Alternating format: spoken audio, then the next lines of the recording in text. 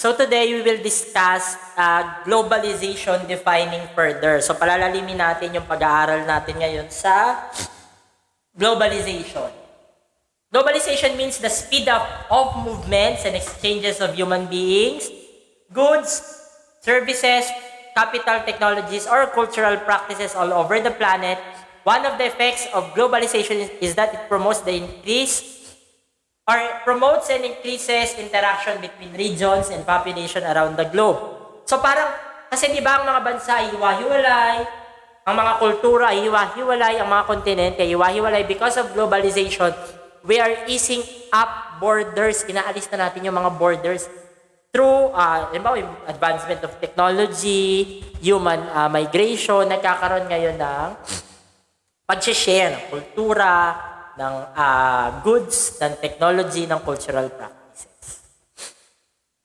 According to WHO, globalization can be defined as the increased interconnectedness and interdependence of people and countries. It is generally understood to include two interrelated elements: the opening of international borders to increasingly fast flows of goods, services, finance, people and ideas, and the changes in institution and policies at national and international levels that facilitate or promote such flows.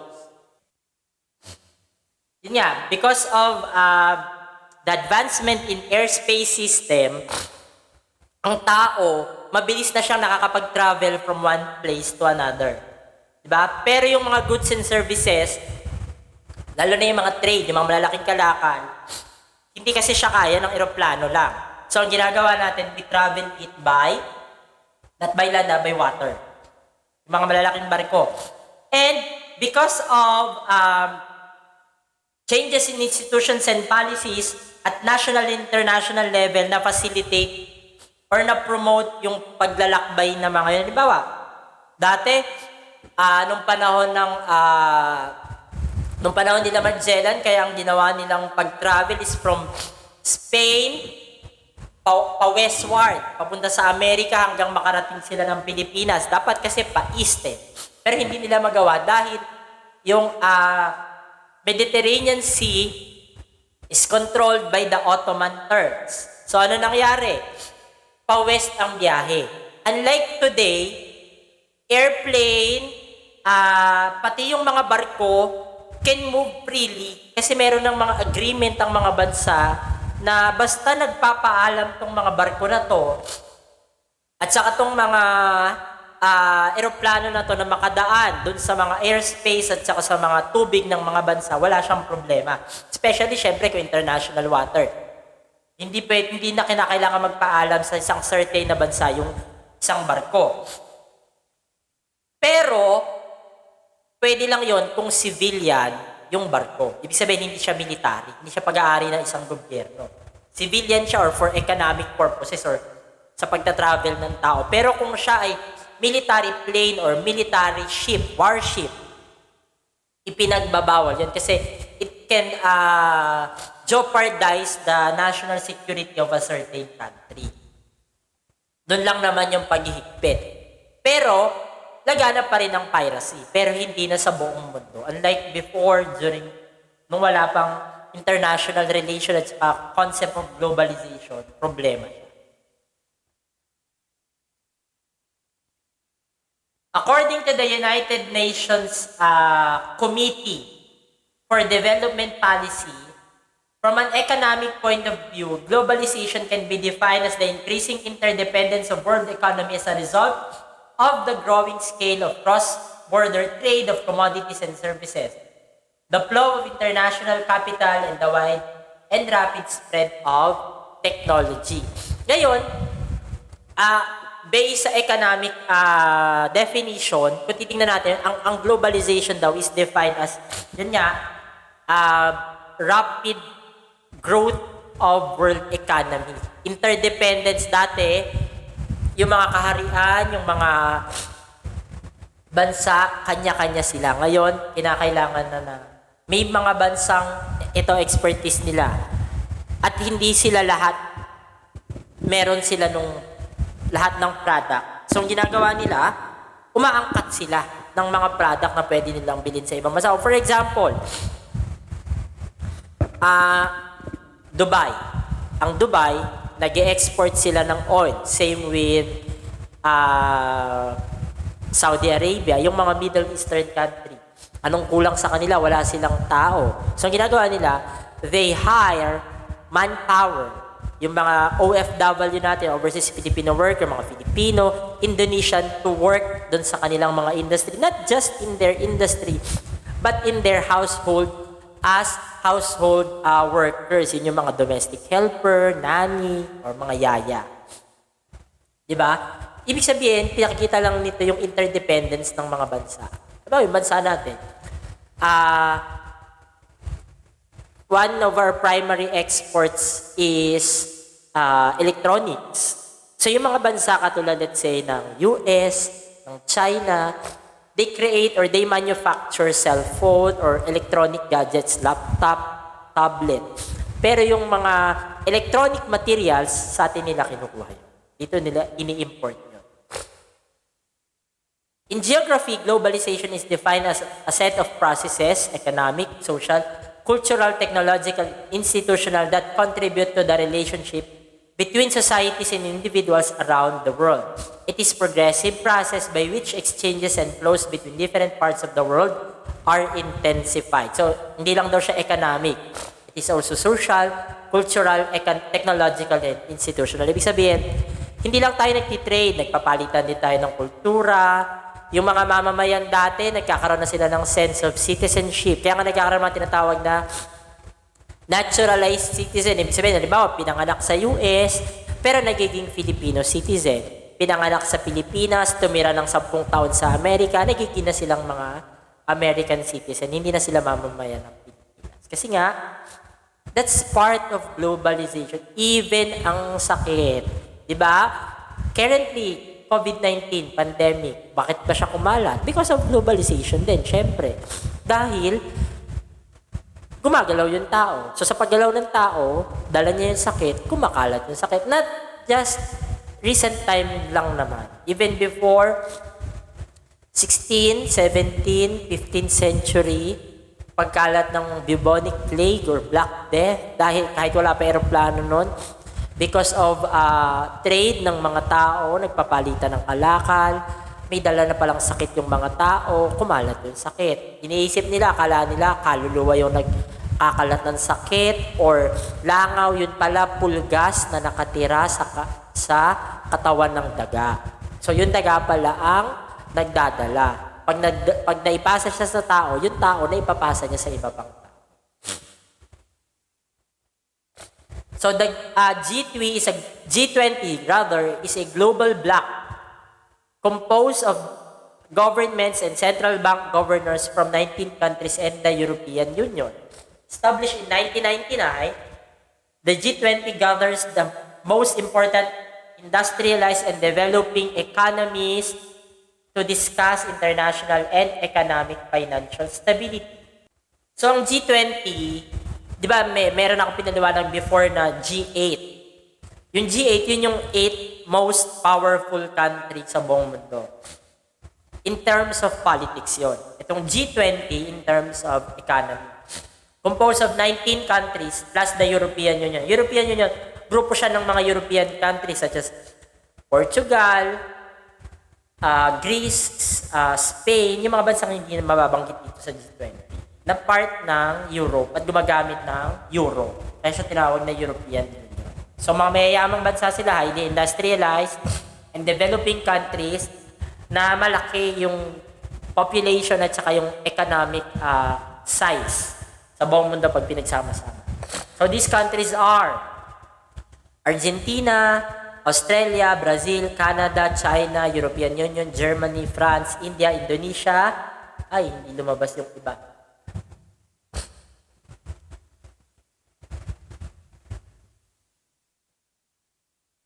So yung ibang hindi lumabas are Japan, Mexico, Russia, Saudi Arabia, South Africa, South Korea, Turkey, United Kingdom, and United States. So yung G8, kabilang dyan, kasama na dyan, Canada, China, Germany, France, Italy, Japan, Russia, United Kingdom, and United States. So, yun yung 8 bansang kabilang sa G8. So, yung mga bansang yan, together, these nations are collectively known as the G20, and they compose of almost 80% of global economic output, early 75% of all the global trades, and about 2/3 of the world population. So malaki yung nire-represent ng G20. G20 leaders get together in an annual summit to discuss and coordinate pressing global issues of mutual interest. Though economic and trade are usually the centerpieces of each summit's agenda, issues like climate change, migration policies, terrorism, and future of work or global wealth are recurring focuses too, since G20 leaders represent the political backbone of the global financial architecture that secures open market, orderly capital flows, and a safety net for countries in difficulty. Though may ibang pinag-uusapan silang mga issue, ang main issue na pinag-uusapan dito ay economy at kung paano pagagandahin ng ekonomiya, lalo na nung mga non-member countries na nahihirapan. So, a joint action of G20 leaders has unquestionably been useful to save the global financial system in the 2008-2009 global financial crisis, thanks to trade barriers removal and implementation of huge financial reforms. Nonetheless, the G20 has been struggling to be successful at coordinating monetary and fiscal policies and unable to root out tax evasion and corruption, among other downsides of globalization. So, naging tagumpay ang G20 to ease yung naging effect ng 2008 or 2009 global financial crisis. Kung gusto niyo malaman yan tungkol doon, balikan niyo yung nakaraan kong YouTube video, nandoon yun. Na-discuss ko yun. Pero they're also focusing on monetary and fiscal policy. Hawak din kasi nilang World Bank at saka International Monetary Fund kung saan ito yung mga leading financial institution na nagpapautang sa mga bansa. So, kinakailangan merong mataas na credit rating ang isang bansa bago makautang sa mga financial institution na to. Kinakailangan syempre na may kakayahan silang magbayad. So, paano malalaman kung may kakayahan silang magbayad? Syempre, kung okay yung kanilang monetary and fiscal policy. Sabihin, naniningil sila ng tax, soluble ba yung kanilang mga banking institution? Hindi ba nababankrupt? Ganon. The ability of countries to rise above narrow self-interest has brought unprecedented economic wealth and plenty of applicable scientific progress. However, for different reasons, not everyone has been benefiting the same from globalization and technological change. So, ito yung mga negative. Although maraming umuunlad, meron din namang mga nakakawawa. Katulad nga ng mga bansa na sa kanila lang kinukuha yung raw materials, yung labor, tas binibenta naman sa kanila yung mga finished products sa mas mahal na halaga. Globalization is deeply connected with economic systems and markets, which on their turn impact and are impacted by social issues, cultural factors that are hard to overcome, regional specificities, timings of actions, collaborative networks. All of these required one hand, global consensus and cooperation, and on the other, country-specific solution apart from good definition of the adjective just. Ibig sabihin, kahit sabihin mong globalized na tayo, merong mga global problems at meron din naman mga local problems na hindi kayang isolve ng globalization. At times, minsan, nakakadagdag pa yung globalization sa mga problema. Halimbawa, yung sa trabaho, unequal job opportunity ng mga mayayaman at mahihirap sa isang bansa, hindi siya kayang i-address ng globalization, where in fact, nakaka-apekto pa nga ang globalization para mag-worsen yung mga ganong senaryo. Because of trade developments and financial exchanges, we often think of globalization as an economic and financial phenomenon. Nonetheless, it includes a much wider field than just flowing of goods or services or capital. Globalization concept map. Some examples of globalization are economic globalization is the development of trade systems within transnational actors such as corporations or NGOs. So kabilang din dito yung mga tinatawag na transnational and multinational corporations. So sila yung bahala sa economic globalization kasi they facilitate free trade ng mga products, goods, and services among countries.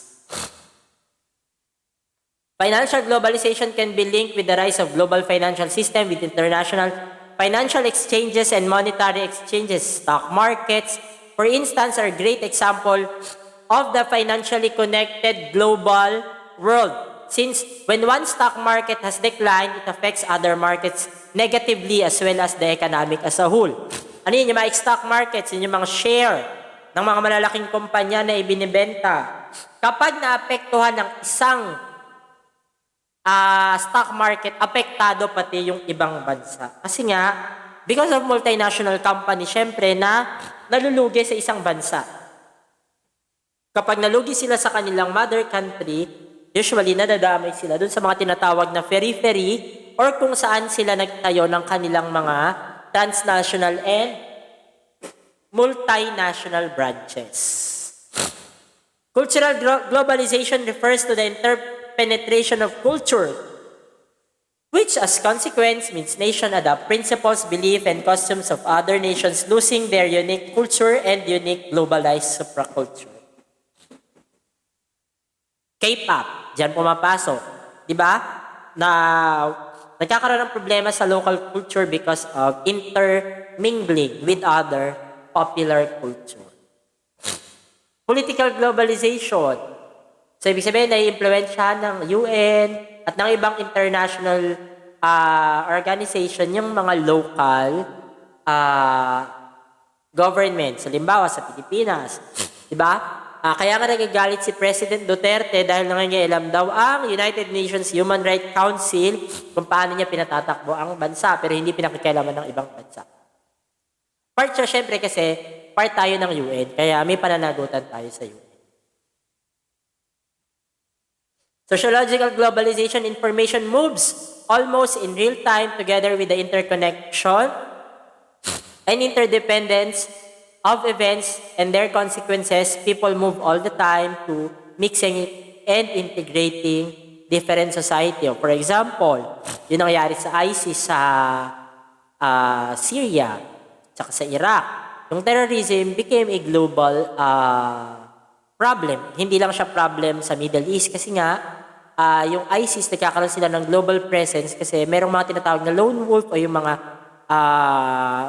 tawag dito na-inspire sa gawain ng ISIS kaya ginagaya sila at para ma-recognize sila as ISIS member sa ibang lugar katulad sa Pilipinas, they do terrorism act or activities. Technological globalization is a phenomenon by which millions of people interconnected thanks to the power of digital world via platforms such as Facebook, Instagram, Skype, and YouTube. Yun nga.